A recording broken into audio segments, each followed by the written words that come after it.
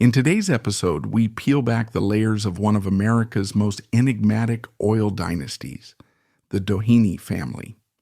Their story begins with Edward L. Doheny, a prospector turned tycoon whose discovery of California's first major oil well sparked an unimaginable rise to power and wealth.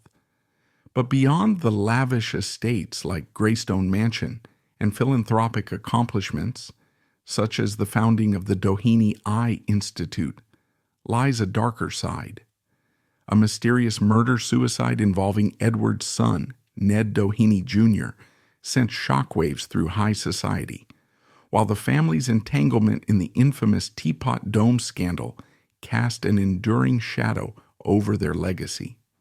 Join us as we explore the hidden secrets, dramatic twists, and lasting influence of the Doheny family's remarkable yet often tragic saga. From new money to old money, let me tell you a story about oil fields, glamorous mansions, and a family determined to rise from new money status to the lofty realm of old money. Picture the early 1900s in California. Fortunes were made overnight thanks to booming industries like oil and mining. Names like Hearst come to mind, with vast wealth from mining that shaped a whole generation of American elites. In that same era, Edward L. Doheny surged onto the scene, striking black gold under California soil and expanding into Mexico's oil-rich regions. His journey from humble origins to one of the richest men in the country captures the imagination. But there's so much more to it than striking it big. There's scandal, there's philanthropy, there's real estate so opulent it still boggles the mind. And then there's the relentless question: how did these newly wealthy figures manage to join the club of America's historically entrenched aristocracy? Let's start by looking at the spark that ignited Edward L. Doheny's success. According to various accounts, including those that reference newspapers of the era and modern online sources like Wikipedia, Doheny was born in 1856 and spent part of his early life as a prospector.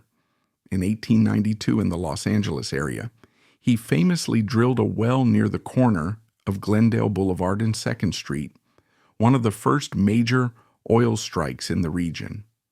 The well was small at first, just a hand-dug pit, yet it unleashed an oil rush that reshaped the city's future. Much like William Randolph Hearst, who capitalized on the gold and silver rushes to fuel his publishing empire, Doheny rode the wave of black gold to incredible heights. His quick fortunes, minted through new California oil fields and the even bigger Mexican oil booms, transformed him into a classic symbol of new money, sometimes resented by the older establishment, but admired for the scale of his achievements. But wealth alone doesn't automatically guarantee a leap into the realm of old money. What truly helps a nouveau riche family cross that bridge is the combination of philanthropy, strategic real estate, marriage alliances, and cultural patronage, moves that echo what older European aristocratic families did for centuries. In the United States, families like the Carnegies, Mellons, and Vanderbilts had their own paths to acceptance, usually involving big philanthropic gestures. For Edward and his family, one such gesture was the remarkable creation of the Doheny Eye Institute, founded with the help of his wife Carrie, who had a particular passion for supporting medical research and Catholic charities.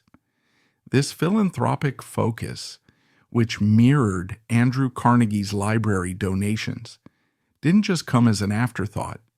It served as a public symbol that their money wasn't just fueling lavish parties, but also benefiting the broader community, Web 6. And once you start benefiting society on such a scale, you gain a foot in the door of polite old money circles. Carrie herself was deeply involved in collecting rare books, an endeavor that would become one of the family's crowning glories. It's said, according to additional references found in blogs dedicated to rare manuscripts and from established sources like the Library of Congress's records, that her collection included none other than a Gutenberg Bible, an item widely hailed as a jewel of Western printing. By 1983, Carey's entire book collection was valued at a staggering $34 million. Webb 6. Think about that. $34 million in books alone, a figure that not only cemented Carey as a serious collector, but also provided the Dohenis with another connection to the philanthropic world. Rare books were often donated or lent to institutions, ensuring the Doheny name would grace the shelves and exhibit halls of prestigious libraries. This collecting mirrored the philanthropic ventures of industrial barons like Carnegie, who built libraries, or Henry E. Huntington, who famously collected rare books and manuscripts in a manner that integrated him into high society. Real estate, of course, was another classic route for any family aiming to climb up the social ladder. The Dohenys didn't hold back. Edward financed the construction of Greystone Mansion for his son, Edward Ned Doheny Jr., in 1928 at a cost of $3.1 million. Webb 0.14. Adjusted for inflation, that's a mind-boggling fortune. This mansion, spanning 46,000 square feet, sits majestically in Beverly Hills back then, just a budding area for elite estates. Greystone was so impressive that some compared it to famed European estates like Chatsworth House, owned by the Duke of Devonshire, the Cavendish family, which is known for its sprawling grounds and aristocratic legacy. In addition to Greystone, the family also had the original Doheny Mansion, purchased in 1899, and the Doheny Ranch, Webb 17, each of which added to the aura of dynastic wealth. When you hear Doheny Mansion, you might envision some dusty old house, but in reality, it was among the most luxurious dwellings in Los Angeles, standing tall in the Chester Place area. These acquisitions weren't random indulgences. They fit a well-worn pattern of new money families buying or building grand estates to demonstrate wealth, stability, and cultural taste, much like the Vanderbilt mansions on the East Coast. Another critical step towards social integration was forging alliances through marriage. Now, the Dohenys were no strangers to that tradition. For instance, Edward's son, Ned, married Lucy Smith, daughter of a railroad executive, Webb 7. It might sound like a small personal detail, but in those days, such a match was essentially part of the grand tapestry of forging ties with other influential families. The arrangement was reminiscent of how European dynasties, like the Medici, used marriage as a tool to form political and financial alliances. By marrying someone from a powerful family, Ned was weaving the Doheny name into the fabric of the established elite. Newspapers from that period played up these alliances, sometimes highlighting the bride's or groom's connections, which only further enhanced the family's social standing. If you think about the Dohenys purely as real estate moguls or philanthropic donors, you're only seeing part of the picture. They were also enthusiastic patrons of culture, particularly Catholic charities, and the University of Southern California, USC. In fact, USC's Doheny Library stands as a permanent tribute to this generosity, Webb 6,24. This library, built in the early 1930s, was a beacon of learning and culture, allowing students and scholars to deepen their academic pursuits in a state-of-the-art facility. Not only did the family pour significant sums into constructing it, they also continued to endow it with resources and special collections over the years. This commitment to cultural and educational initiatives can be likened to what the Guggenheim family did for the art world with their iconic museums, or what the Rockefeller family did for various universities and philanthropic foundations. Through these acts of cultural patronage, the Dohenys inched closer to that intangible aura of old money, prestige. Yet no family's rise to prominence is seamless, and the Dohenis were no exception. Their story carried a shadow that refused to fade, the notorious Teapot Dome scandal. Occurring in the early 1920s, Teapot Dome was essentially a bribery scheme involving high-level U.S. government officials who leased Navy petroleum reserves to private companies in exchange for secret payments. Edward L. Doheny himself was implicated. He admitted to giving a $100,000 loan to Albert B. Fall, the Secretary of the Interior, under President Warren G. Harding, in what many saw as a blatant bribe. While Doheny was eventually acquitted of criminal charges, the scandal was a public relations disaster. Webb 1.24. Newspapers from coast to coast plastered the scandal on front pages, turning the name Doheny into shorthand for political corruption. In that sense, the stigma of new money stuck around longer than the family would have liked, similar to how the DuPont family's controversies sometimes overshadowed their industrial achievements. Tragedy also struck on the home front. Edward's beloved son, Ned, died under mysterious circumstances in 1929 inside Greystone Mansion, just a few months after moving in. The official story was that Ned and his personal secretary were involved in a murder-suicide, but speculation swirled for decades that it may have been more complicated. The death was a massive blow to the family's psyche and further fed gossip in society columns.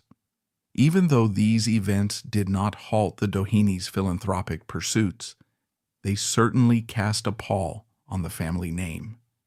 None of these challenges, however, entirely derailed their wealth or influence. By the 1980s, the Doheny fortune was still formidable. Sources labeled Webb 1.19 estimate that proceeds from selling off Pan American Petroleum, Elk Hills, and various Mexican oil wells came to about $13.3 billion in 1984 dollars, which is a staggering sum by any standard.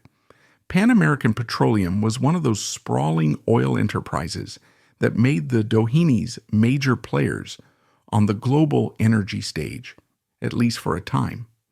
Newspapers like the Los Angeles Times and financial journals of the era indicated how strategically vital those properties were, especially Elk Hills, which would later remain a key petroleum reserve area for the U.S.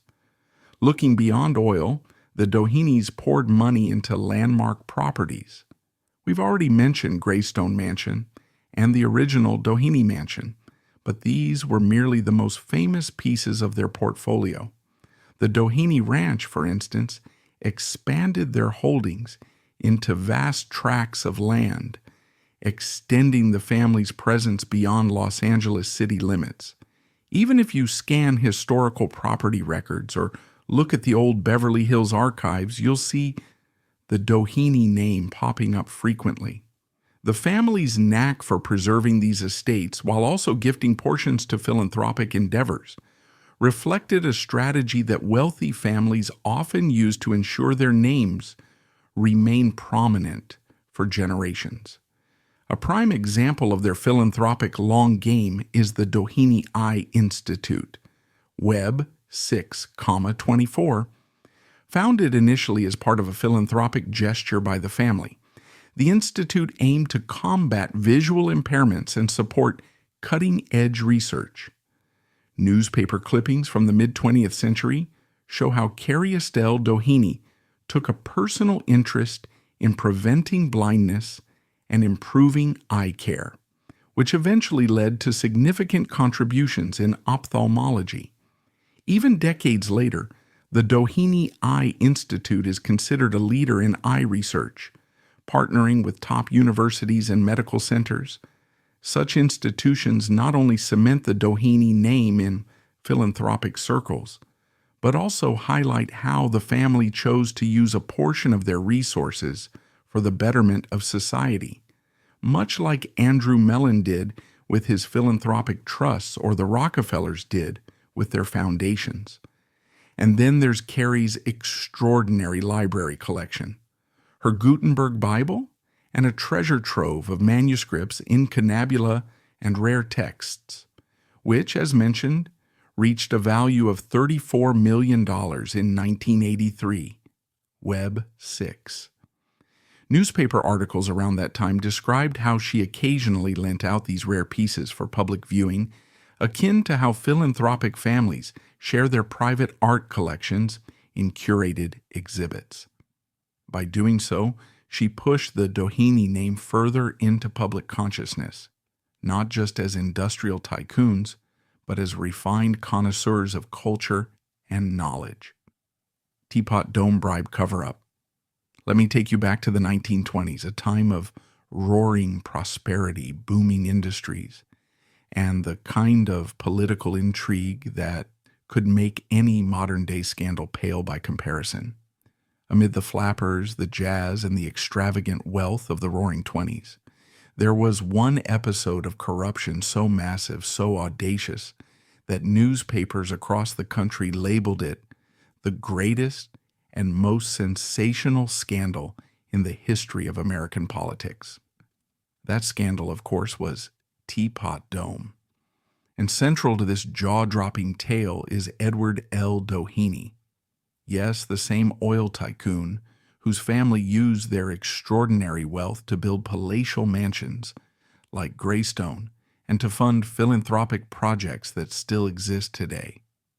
The Doheny name, once lauded for philanthropic libraries and massive real estate holdings, was suddenly tied to a $100,000 bribe handed to the Secretary of the Interior.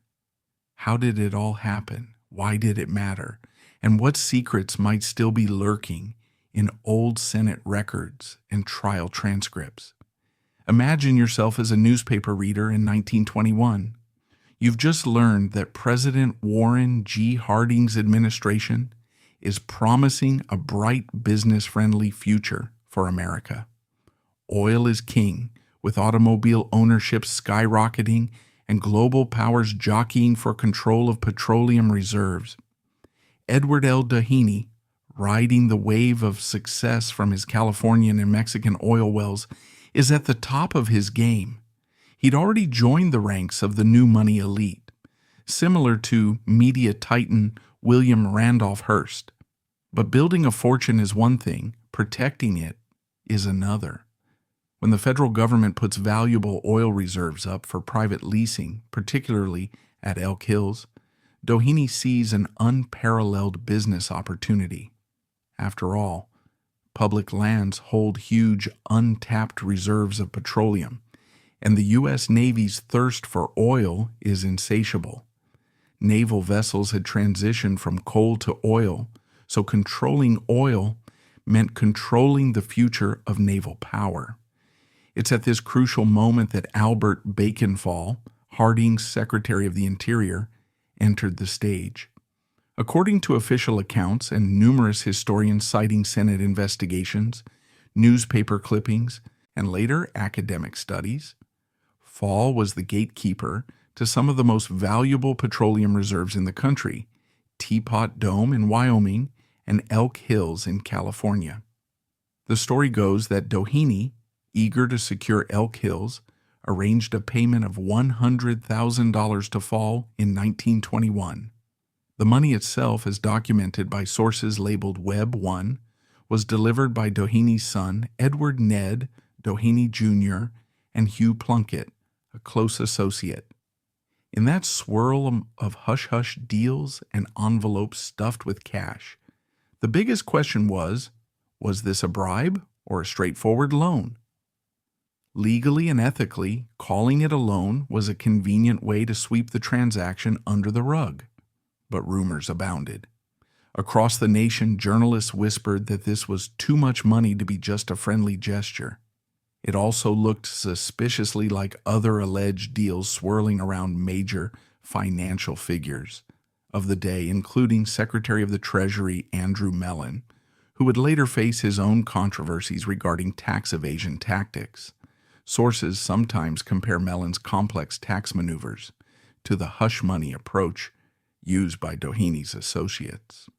In those years, money often crossed palm to palm, leaving minimal paper trails. One can only imagine how many of these transactions never saw the light of day. Still, the $100,000 that changed hands, delivered by Ned Doheny and Hugh Plunkett, wasn't destined for eternal secrecy. By the mid-1920s, thanks to the dogged determination of Senate investigators, particularly Senator Thomas J. Walsh of Montana, whose name lives on in countless newspaper articles and congressional records, the public began to hear rumblings that something wasn't right. Walsh suspected that these leases might have been obtained not through straightforward bidding processes, but through backroom deals. He initiated a formal investigation leading to sensational headlines that filled newspapers across the country and caused a deep rift in Harding's once sturdy administration. The probe proved that private interests had profited enormously at the expense of the public trust. Yet the Doheny family's involvement was only one slice of the Teapot Dome scandal, which also ensnared Harry F. Sinclair of Sinclair Oil and others. The difference? Sinclair focused on the Teapot Dome fields in Wyoming, whereas Doheny zeroed in on Elk Hills in California. But the deeper question was the same. Did Secretary Fall accept money in exchange for granting these lucrative leases? From the get-go, Doheny insisted that the $100,000 was a personal loan, not a bribe.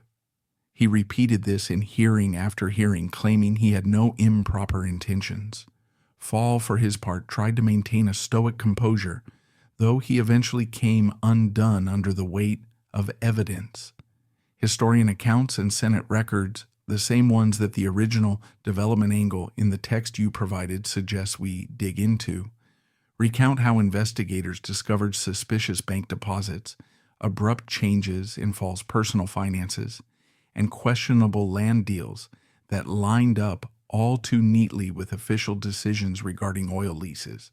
But if you want a closer parallel, think of how the Medici family, centuries before, might have greased palms within the Vatican to acquire papal favors, or how the Habsburgs employed strategic bribes to secure electoral advantages in the Holy Roman Empire. In a sense, the Doheny Fall transaction was a modern American echo of an ancient practice: you pay to play. Even some newspapers at the time drew parallels to these storied European intrigues, underlining how bribery wasn't some new phenomenon. But the American public had a particular sense of outrage that their national resources, fields meant to fuel the Navy's ships, were being diverted into the hands of private oilmen through questionable dealings.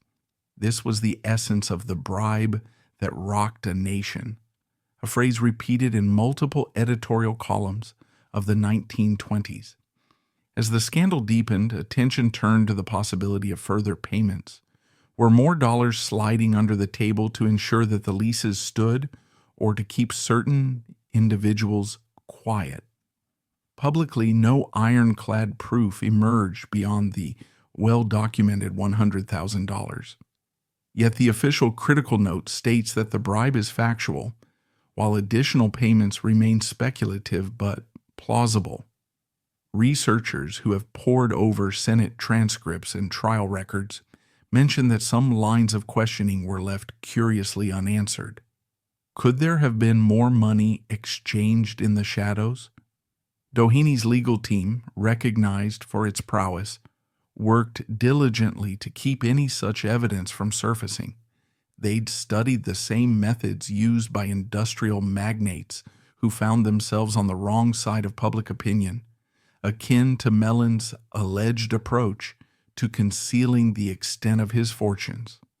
This sense of a possible cover-up was exacerbated by the fact that, in 1930, Doheny was acquitted of bribery charges. Many Americans were stunned by the outcome.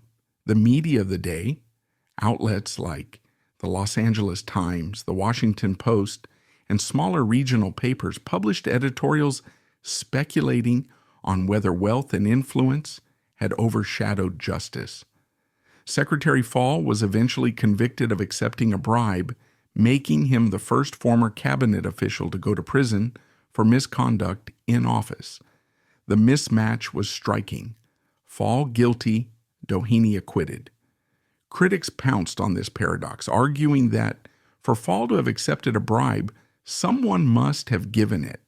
Indeed, how could one side be guilty while the other walked free? Despite this obvious logical puzzle, the courts ruled that Doheny's payment hadn't conclusively been proven to be a direct quid pro quo.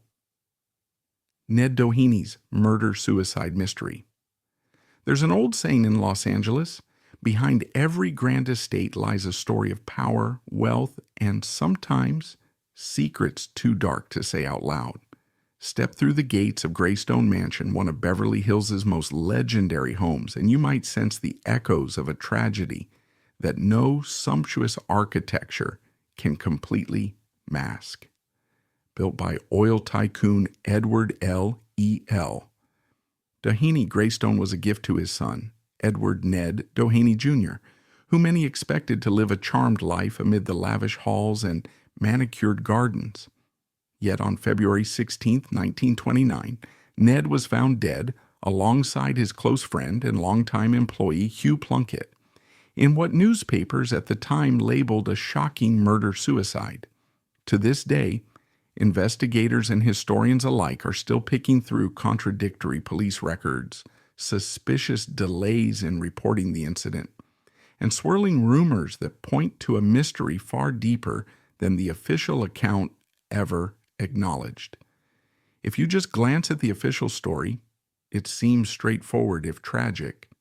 The 35-year-old Ned Doheny had an argument with Hugh Plunkett.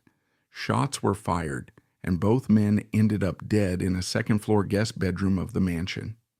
But the more you read about it, from sensational newspaper articles of the 1920s to modern scholarly texts like Dark Side of Fortune by Margaret Leslie Davis, the more you realize that nothing about this double death was quite as it seemed. From the 3-hour delay before the police were notified, to the curious decision to bury Ned at Forest Lawn Cemetery rather than a Catholic graveyard, despite the family's deep Catholic ties, to the hush-hush vibe that settled over the entire investigation, the event brims with inconsistencies that still spark debate. Greystone Mansion itself was a symbol of the Doheny family's meteoric rise to power. Edward L. Doheny, Ned's father, had catapulted from humble beginnings as a prospector to one of the richest men in America, thanks to lucrative oil strikes in California and Mexico. That stratospheric success positioned the Dohenys as quintessential new money, not unlike William Randolph Hearst, who built his media empire on mining profits, or the Guggenheims, who rose on the back of smelting. As the family gained prominence, it also sought acceptance into old money circles through massive philanthropic gestures, from founding the Doheny Eye Institute to endowing libraries at USC, and by erecting estates so grand they rivaled European aristocratic homes like Chatsworth House in England, owned by the Cavendish family. Greystone Mansion, designed in 1928 for Ned at a cost of over $3 million, was supposed to embody a legacy of refinement and prestige. But even as these families learned, you can't buy your way out of scandal. Edward Doheny himself was embroiled in the Teapot Dome controversy, America's then biggest political scandal, after it emerged that he had given a $100,000 loan, widely viewed as a bribe, to Albert B. Fall, the Secretary of the Interior. Investigations revealed that this gift helped secure favorable oil leases at Elk Hills, part of the broader Teapot Dome scandal that rocked the Harding administration. Though Doheny was eventually acquitted, he was haunted by accusations of corruption, and the public never quite forgot that cloud looming over the family's name. Some believe the tragedy at Greystone Mansion only deepened the suspicion around the Dohenis. In a time when the family desperately wanted to move on from Teapot Dome and cement itself as respectable philanthropists, the violent deaths of Ned and Hugh looked all too convenient for conspiracy theorists. According to the official report, and official is a generous term here, on February 16, 1929, an agitated Hugh Plunkett confronted Ned in a guest bedroom of Greystone.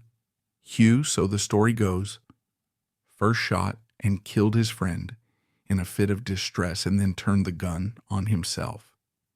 By the time anyone outside the mansion was made aware of the incident, at least 3 hours had elapsed. Why the delay? That question has bugged researchers for decades. Some suspect the family used that window of time to rearrange the scene, call in private doctors, and sanitize details that might have cast an even darker shadow over the Doheny name.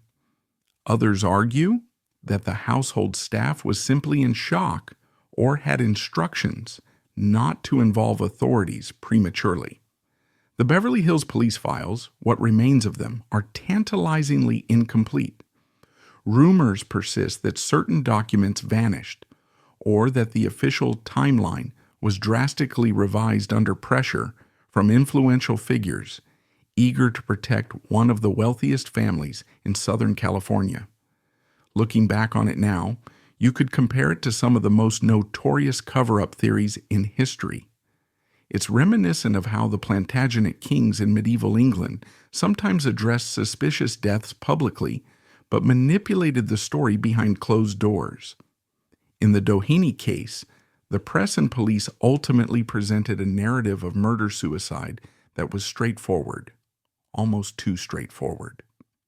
The direct consequence of Ned's sudden death was that he was buried at Forest Lawn, a non-Catholic cemetery.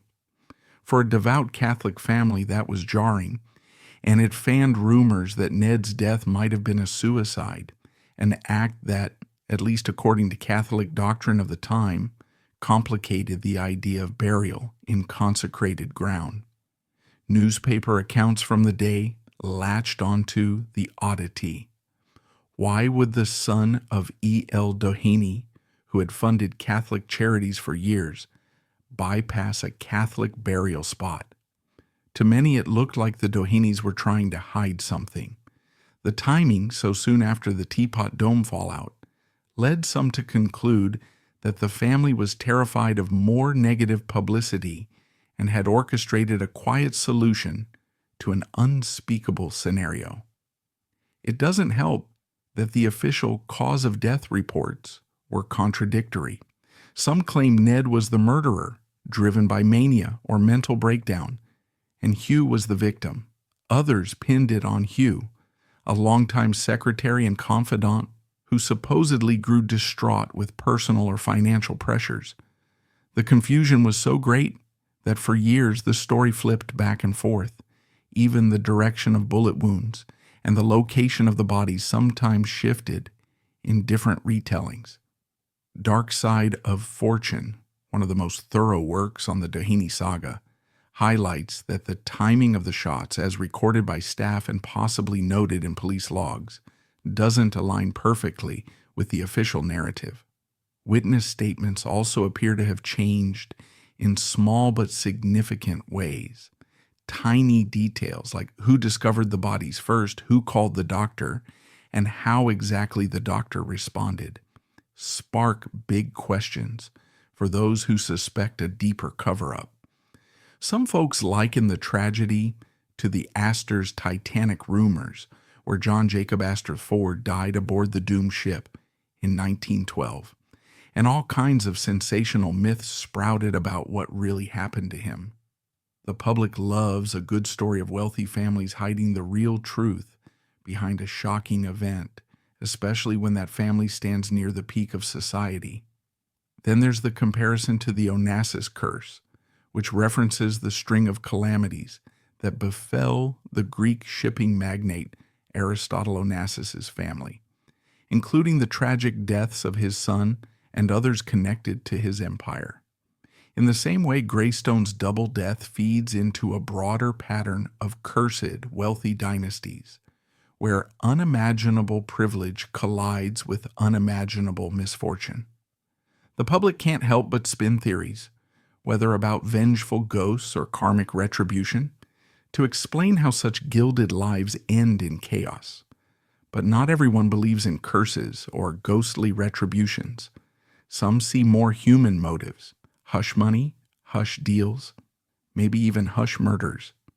Indeed, ex posts, let's call them internet discussions or more modern blog rumors, make unsubstantiated claims that a third party actually pulled the trigger, then staged the scene to look like a murder-suicide. They point to the 3-hour delay as the perfect window to tamper with evidence.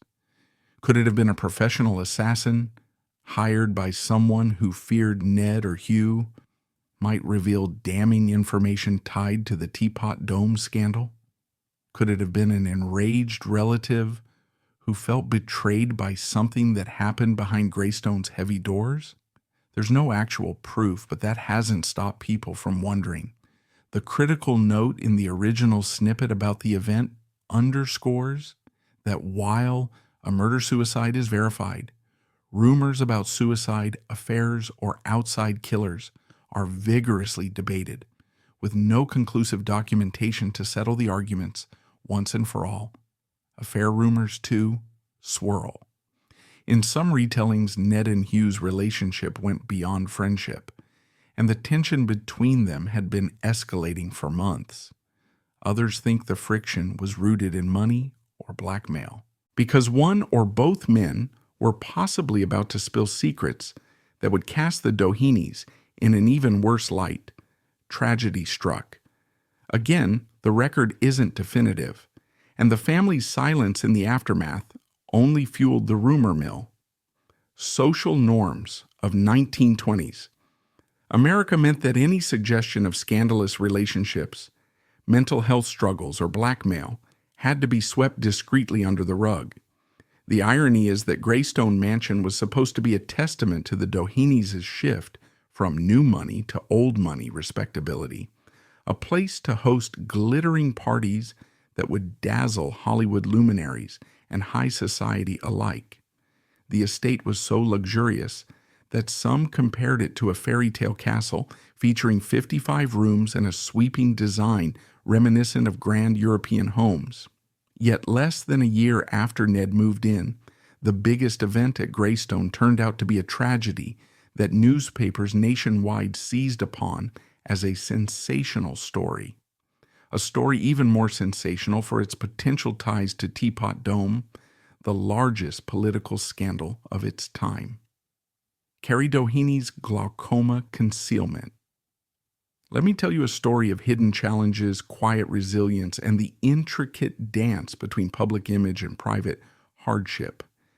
Imagine a remarkable woman of faith and philanthropy, someone admired by the masses for her generosity and dedication to good works, who, beneath all those layers of devotion, carried a secret that she guarded with all her might.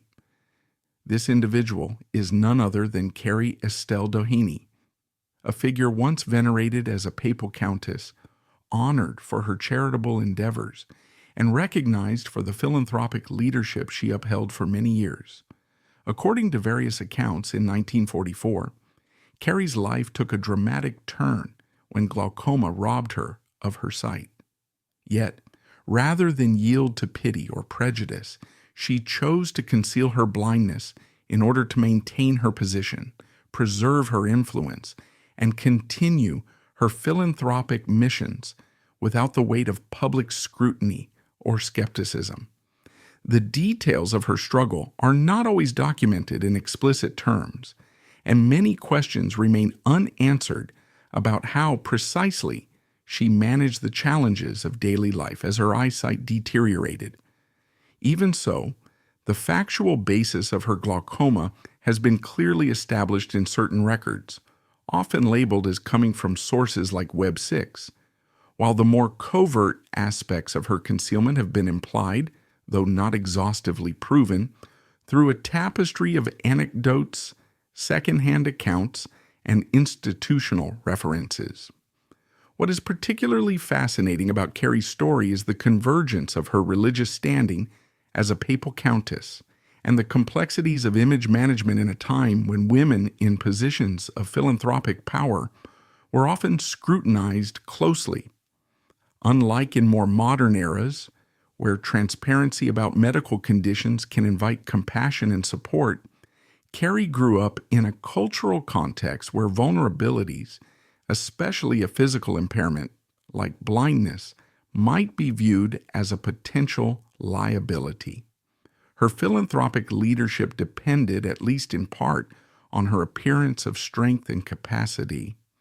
Being known as the Countess who was forging partnerships, influencing decisions, and championing important causes required her to project confidence, energy, and unwavering dedication.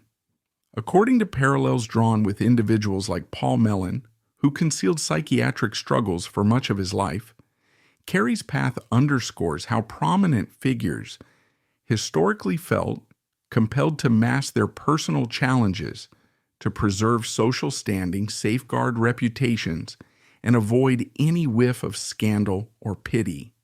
Still, one of the key reasons Carey's story resonates today is the universal question of how much vulnerability to disclose, especially when so many people depend on you to appear capable and strong.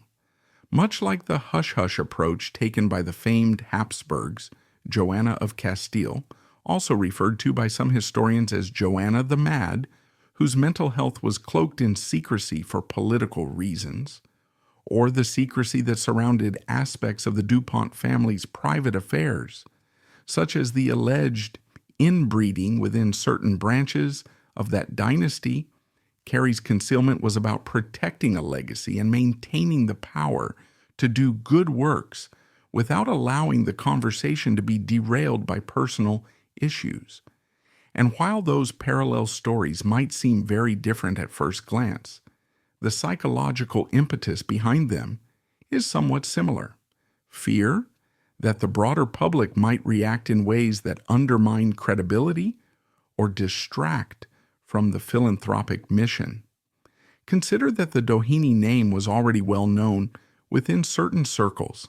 The family's wealth came from successful oil ventures, and they had a reputation to uphold in Los Angeles high society. By the time Carey became involved in philanthropic pursuits and gained recognition as a papal countess, she was operating on a stage that demanded both decorum and unwavering resolve. To dig deeper into the specifics, Carey Estelle Doheny's glaucoma diagnosis around 1944 must have been both shocking and frightening.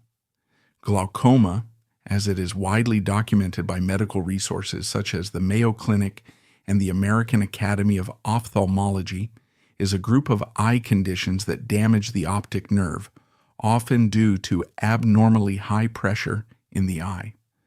While it can affect individuals at any age, it is more common among older adults, and if left untreated or in an era when treatments were more limited, it can lead to irreversible blindness. These days, there are a variety of interventions, including medication and surgical procedures, which can help manage the condition, but in the mid-20th century, medical science was not as advanced. Early detection was also more challenging, so by the time Carey's condition was fully recognized, the damage may have been too severe to reverse. Historical references suggest that the year 1944 was a pivotal moment for her. Yet ironically, this diagnosis did not mark the end of her philanthropic leadership. Instead, she apparently chose to hide the deterioration of her eyesight. Accounts of how Carey managed to disguise her failing vision are scarce. Some rumors claim she mastered daily routines in ways that minimized the need to read print or examine details up close, while others suggest that she relied heavily on trusted confidants who discreetly guided her in public events. One might imagine that her staff or close associates helped her navigate corridors, ensured she entered and exited vehicles gracefully, and perhaps whispered cues about whom she was greeting. Though these specifics are not thoroughly documented, such strategies were by no means uncommon. Prominent figures in history have often orchestrated illusions of good health. Winston Churchill, for instance, carefully managed how he was photographed to project strength. Franklin D. Roosevelt famously took pains to hide the full extent of his disability due to polio, rarely allowing himself to be seen in a wheelchair publicly. Carrie likewise would have recognized that admissions of blindness might have changed the tone of her interactions, overshadowed her philanthropic aims, and threatened to shift focus onto her personal difficulties instead of the greater good she hoped to serve. It's worth mentioning that, according to certain expansions on the story found in local Californian archives, philanthropic circles can be quite competitive environments where reputations matter significantly. Funding for new charitable projects often flows in direct correlation to how competent and influential the leadership appears. A philanthropic figure who is perceived as frail or incapacitated might be overlooked or overshadowed by others, vying for the same donor attention. Carrie was recognized as a papal countess, a rare honor bestowed upon lay women, and sometimes laymen, in the Catholic Church for extraordinary charitable contributions. This recognition would have placed her in a delicate social position. On the one hand, the title conferred enormous respect and signaled her deep commitment to faith-driven community support. On the other hand, it also spotlighted her as a figure who should embody strong moral and social leadership. The notion that a papal countess might be struggling with blindness in a world where knowledge about disabilities was far from progressive could have been perceived as a weakness or at least a complication. Of course, from a modern standpoint, such a challenge might evoke empathy and admiration.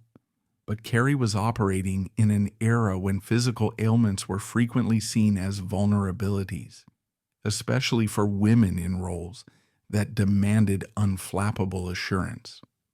Now, this entire narrative, often framed as the Countess who saw through darkness, a phrase that cleverly captures both her condition and her determination, rests on a delicate balance of factual and implied information. The factual piece, corroborated by certain references that have been dubbed Web 6, points to her glaucoma diagnosis and eventual blindness. The concealment itself, however, is described as strongly implied but not conclusively documented by every available source. One reason for this murkiness is that Carrie's medical records are not easily accessible. They may remain private or be housed in archives that have not been made public. Furthermore, the founding documents of the Doheny Eye Institute, which might shed more light on the circumstances of Carrie's condition and how it inspired her philanthropic focus, could reveal telling clues. The Doheny Eye Institute, still active in research, education, and clinical services related to vision and eye health, stands as a testament to the family's concern with sight, a concern that surely took on acute personal meaning for Carrie when she herself was struggling with blindness. Edward Doheny's Mexican oil intrigue. Let me take you back to the early 1900s, a time of startling oil discoveries, fast-moving fortunes, and political maneuvering that could make the modern world seem tame.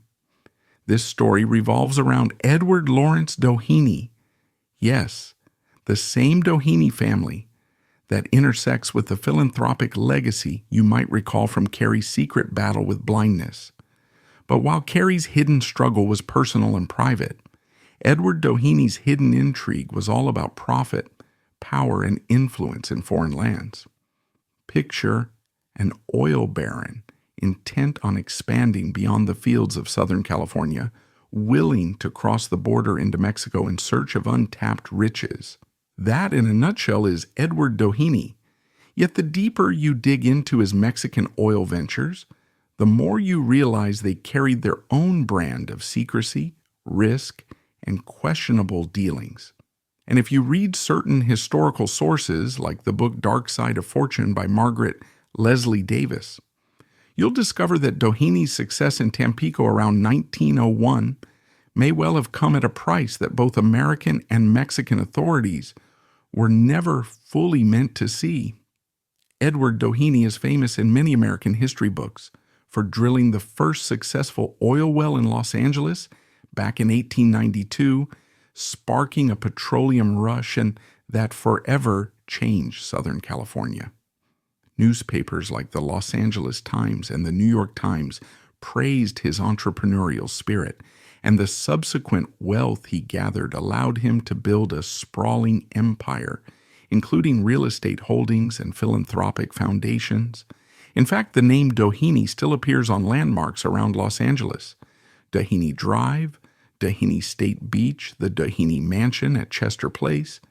Yet behind the public face of the philanthropic empire and that well-known legacy lies a darker chapter, the so-called Mexican oil intrigue. The year was 1901. Mexico, under the longtime presidency of Porfirio Diaz, was courting foreign investment to spur modernization. Large tracts of land in the Tampico region, along the Gulf Coast, held rumors of oil deposits just waiting to be tapped. Doheny, never one to miss an opportunity, set his sights on those fields.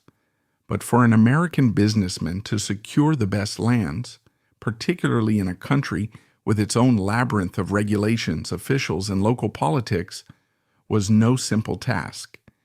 Here is where bribing officials for Tampico leases, as Dark Side of Fortune claims, comes into the picture. If you dig into certain historical archives, you'll find references suggesting that money quietly changed hands to grease the wheels of local and national authority. The aim was to lock down drilling rights for Doheny's companies, particularly Pan American Petroleum and Transport Company, before rivals could muscle in. Now, one might argue that backroom payments were not exactly unusual in that era. Other magnates, from railroad tycoons to foreign industrialists, often played by a similar set of unwritten rules. Yet the difference with Edward Doheny's maneuvering is the extent to which it was systematically concealed, especially once the Teapot Dome scandal erupted in the United States in the early 1920s. Teapot Dome, as numerous reputable sources, including detailed analyses on Wikipedia and in academic journals, explain, was a huge political scandal involving leased federal oil reserves in Wyoming and California.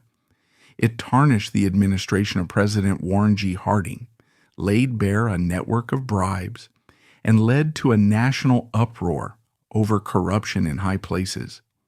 Doheny, having become embroiled in that scandal due to his connections with Albert B. Fall, the Secretary of the Interior who illegally leased naval oil reserves, had every incentive to keep his earlier deals in Mexico under the radar.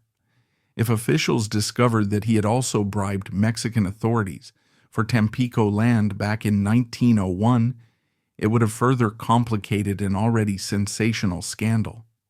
So you might wonder, how do we actually know these bribes took place? According to Dark Side of Fortune, a well-regarded biography that draws on archives, personal letters, and business documents, there are written hints, testimonies, and anecdotal references that the quick acquisition of oil leases in Tampico was not just a matter of skillful negotiation. The scale of these bribes, however, remains fiercely debated among historians. Some point out that it could have been fairly standard gift-giving within a corrupt system, while others believe that massive sums must have been funneled through intermediaries. The truth likely lies somewhere in between.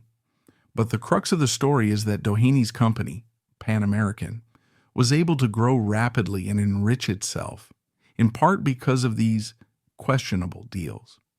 And while John D. Rockefeller of Standard Oil was more upfront in building giant monopolies, much to the chagrin of American trust busters, Doheny's approach in Mexico was comparatively more clandestine. It's also worth noting that Doheny's triumph in Tampico contributed to a surge of anti-American sentiment among some sectors of the Mexican public. Remember, Mexico at that time was a nation where resentment toward foreign investors was simmering, especially because foreign ownership of land and resources could displace local enterprises and shift wealth out of Mexican hands. As newspapers in both countries have highlighted, the Chicago Daily Tribune, for instance, had pieces in the early 1900s cautioning about rising tensions. These deals sparked concerns that Americans were exploiting Mexico's natural wealth and undermining national sovereignty. In essence, the secret bribes further reinforced the idea that American capitalists were bulldozing their way in without regard for local interests or dignity. To really dig into the details, it helps to compare this situation with other moments in history when money quietly changed hands to secure power or territory. One example that gets floated, at least among some historians, is the Umayyad Caliphate's practice of using tribal bribes to maintain control in certain regions of their empire back in the 7th and 8th centuries. Another parallel is Jay Gould's notorious Erie Railroad scandal in the United States, where political and judicial corruption ran rampant and vast sums allegedly went to politicians and judges in exchange for favorable rulings. These episodes demonstrate a pattern. When ambitious individuals or dynasties want something, be it land, resources, or a strategic advantage, they sometimes find ways around official procedures. And while many hush-hush deals from those past eras might never be fully documented, enough evidence typically surfaces to suggest that wealth and power rarely shift without at least a little grease along the way. Here, though, Doheny's secrecy had an added dimension. If word had leaked out about illegal payments, not only would he be in trouble with U.S. authorities, but he'd also face scrutiny in Mexico, where the political climate was becoming increasingly unstable. By the time of the Mexican Revolution, roughly 1910 to 1920, foreign investors like Doheny were on shaky ground. Revolutionary leaders often railed against outside exploitation, and any whiff of corruption could have made Doheny's oil fields fair game for nationalization or sabotage. Some modern-day commentators, referencing blog posts or less formal online sources, sometimes labeled collectively as Post-Zero, have gone so far as to claim that Doheny directly stirred up revolutions or financed warlords for personal gain. However, these allegations lack concrete proof. While it's plausible that wealthy oilmen might have quietly backed friendly factions to protect their interests, no credible archive or document has definitively pinned that on Doheny. Hence, serious historians caution us to separate rumor from verifiable fact. Given the swirl of half-truths and speculation, one angle for deeper investigation lies in Mexican land records.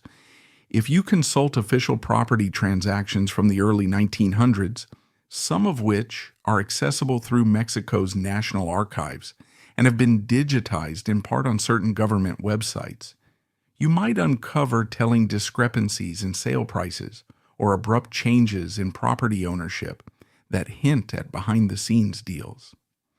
Doheny's personal correspondence could also shed light on how these leases were secured, or whether payments to officials were disguised as consulting fees or goodwill gestures. Locating these letters is challenging, though, because many private family collections have been scattered, donated to libraries, or remain restricted. Researchers have rummaged through boxes at the Huntington Library in California, the University of Oklahoma's Western History Collections, and smaller depositories hoping to find smoking guns, documents that outright confirm the bribes. While tantalizing leads pop up, a definitive "here's the money trail" piece of paper still hasn't surfaced.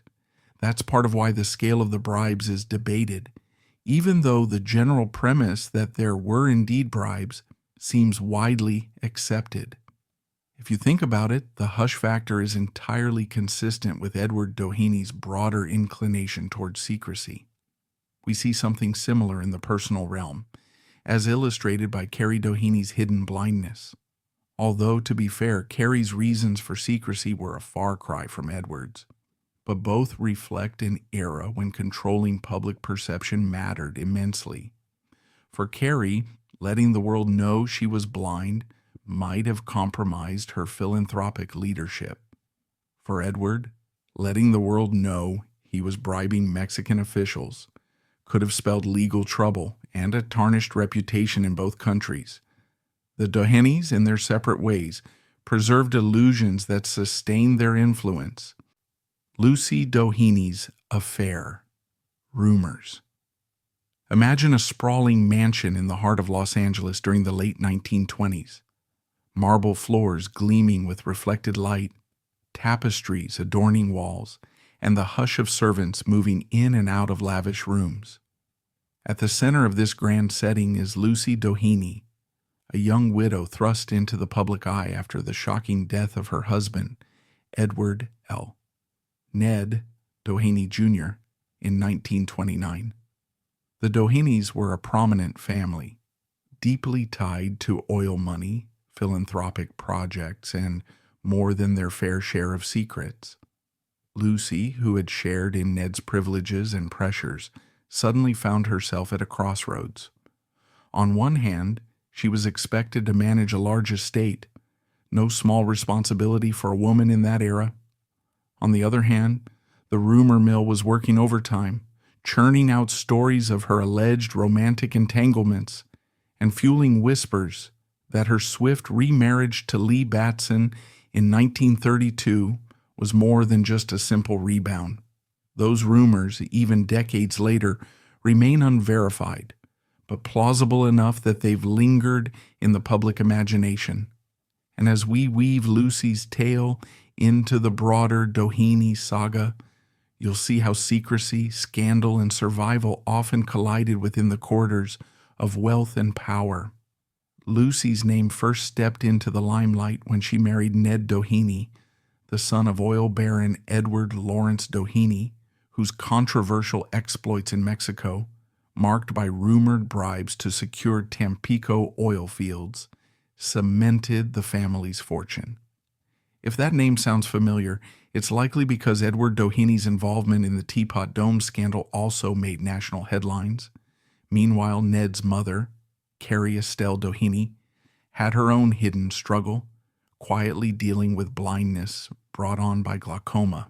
So by the time Lucy married into the family, the Dohenys had become a magnet for journalists and social columnists, not just in California, but nationwide. Newspaper archives from the Los Angeles Times to the San Francisco Chronicle detail how the Doheny parties frequently drew attention, with Lucy appearing in society pages that gushed over her grace, style, and youthful charm. But the joyous facade crumbled in early 1929 when Ned was found dead under circumstances that remain murky. Official accounts characterized the death as either a murder-suicide or a tragic accident. Accounts vary, and the details are still debated among historians and true crime enthusiasts. The immediate aftermath placed Lucy in a precarious position. Suddenly, this young widow had an estate to oversee, children to raise, and a media spotlight that was unrelenting. The Los Angeles Times, covering the story, mentioned Lucy's composed demeanor at Ned's funeral, noting how she appeared determined to keep the family affairs in order, no matter the swirling speculation. Behind the scenes, though, the rumor mill whispered something else, that Lucy had been entangled with another man, a family friend no less, and that she was desperate to hush those rumors to maintain her reputation and her authority over the Doheny estate. Why would she care so much about stifling such talk? In that era, a scandalous affair could derail a woman's social standing, tarnish her moral credibility, and even jeopardize the legal aspects of inheritance and estate management. Remember, Lucy was navigating a world where wealthy families often responded to controversy with a polite but forceful no comment, ensuring any hush-hush matters stayed that way. Public image, particularly for a woman in a philanthropic or managerial role, was paramount. A single rumor of immoral behavior could turn potential allies into critics and invite scrutiny from the probate courts, especially if there were challenges to Lucy's role as a state administrator. If the chatter about an affair got too loud, it might weaken her position in a domain still dominated by male decision makers. Then, in 1932, just 3 years after Ned's death, Lucy announced she was remarrying. Her new husband was Lee Batson, another figure in the Doheny circle, and ironically, someone who might have been close enough to the family to stoke the swirling rumor mills. Contemporary news reports mention that Lucy's remarriage happened swiftly, surprising many in her social circle. The Los Angeles Times covered the nuptials in a subdued tone, perhaps out of respect for the still recent tragedy. Yet behind closed doors, this sudden union ignited speculation that Lucy and Lee had been involved before Ned's death, a notion that Lucy's supporters dismissed as salacious gossip, but her skeptics refused to let go. Those rumors align with a pattern you see in other high society families, where personal entanglements slip behind veils of secrecy to preserve a particular image. Indeed, some watchers compared Lucy's alleged affair to the hush-hush approach of Cavendish's Kennedy crash cover-up. A reference to the rumored efforts of an influential British family to suppress details of a scandalous liaison, intersecting with a tragic accident involving a member of the Kennedy dynasty. The parallels might sound tenuous, but to gossip mongers they fit neatly. An esteemed family reels from tragedy. An abrupt remarriage or relationship raises eyebrows. And hush money or cunning legal maneuvering possibly keeps official records vague. It's the kind of storyline that captures the imagination of tabloid readers everywhere. Much like with Edward Doheny's Mexican oil intrigue, there's a distinct difference between fact and rumor here. We know Lucy's remarriage to Batson is factual. The wedding date can be found in official records, and the Los Angeles Times reported it. The affair rumors, however, belong to that amorphous space of social chatter, unverified but plausible, given the swirl of events and Lucy's subsequent moves. Tabloids today, and perhaps the Shukan, Bunshun-style publications of that era, if you imagine a 1930s version of them in the States, would have devoured every tidbit, publishing scandalous headlines like "The Widow's Scandalous Second Act," replete with unflattering caricatures and sensational claims. Yet reliable evidence is elusive. We have references in diaries, stray comments in letters, and second-hand accounts from acquaintances. Lucy's personal papers aren't widely available for public scrutiny, leaving historians to piece the story together from scattered fragments. If you dig into society columns from that time, some of which remain stored in library microfilms, you'll find hints, cryptic remarks about Lucy entertaining close friends at the Doheny mansion, with unnamed sources implying romantic tension. One or two acquaintances wrote memoirs, later circulated in private, or donated to archives, vaguely mentioning Lucy's difficult period after Ned's death. But none supply the smoking gun that would definitively prove an affair. The critical note found in more contemporary references, often grouped under Web 7, clarifies that Lucy's swift remarriage is beyond dispute, but the affair angle is pure speculation. Post. 0 references pop up occasionally online, breathlessly claiming there's a paper trail but never quite revealing specifics. In short, we're left with a puzzle that invites curiosity without providing a firm conclusion. To get a better sense of Lucy's position, you have to remember that the Doheny name carried immense weight in Los Angeles. Edward Doheny Sr., flush with oil wealth from his deals in both California and Mexico, had become a local power broker.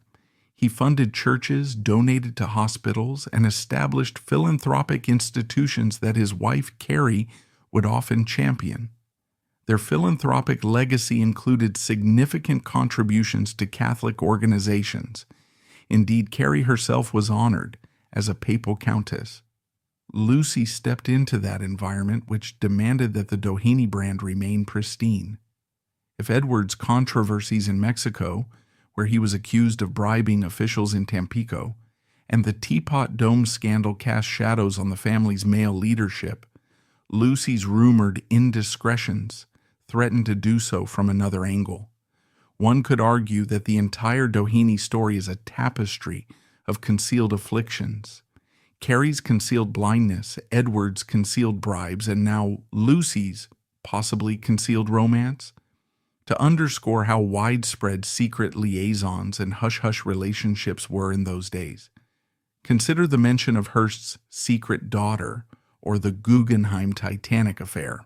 Media magnate William Randolph Hearst, who inspired Orson Welles' masterpiece Citizen Kane, was dogged by allegations that he had a child out of wedlock, though he publicly denied it. Similarly, Benjamin Guggenheim's rumored affair with a French singer and his dramatic final hours aboard the Titanic left behind tantalizing scraps of information. In Lucy's case, the rumor is more domestic. It doesn't involve sinking ships or hush money on a global scale, but it resonates with that same timeless theme of high society figures doing everything possible to preserve a respectable facade, even if it means rewriting or omitting entire chapters of their personal stories. Lucy wasn't simply a minor player in the Doheny empire, either. After Ned's death, she had to interface with lawyers, bankers, and beneficiaries concerned about the estate's future. The Doheny fortune included real estate holdings, sprawling properties in Beverly Hills, plus leases across California's oil fields, along with philanthropic commitments that Carrie and Edward had initiated. Lucy needed to stand her ground and demonstrate competence. With so much at stake, the last thing she would have wanted was a flurry of scandal that could challenge her authority in probate proceedings or alienate potential allies. Some who knew Lucy described her as poised, quick-witted, and capable of navigating social complexities with skill. This reputation might well have helped her deflect rumors, or at least minimize their damage. As time marched on, Lucy's remarriage to Lee Batson became the official narrative, something that could be spun as a chance at renewed happiness after a tragedy. Indeed, short snippets in the Los Angeles Times described the newlyweds traveling, hosting smaller gatherings, and at one point renovating part of the Doheny estate. Society reporters from that period seemed content to move on, possibly because the Doheny name was still powerful enough to discourage deeper prying. Yet within Lucy's social circle, some well-to-do families in Pasadena, others in the new enclaves of Bel Air, tongues kept wagging. Private diaries or letters now archived in places like the Huntington Library occasionally slip out a few lines of speculation. Lucy's new husband was always lurking around, even before poor Ned was gone. Or, she made the best of a dreadful situation, but who really knows what went on? That's about as close as we get to direct confirmation of an affair.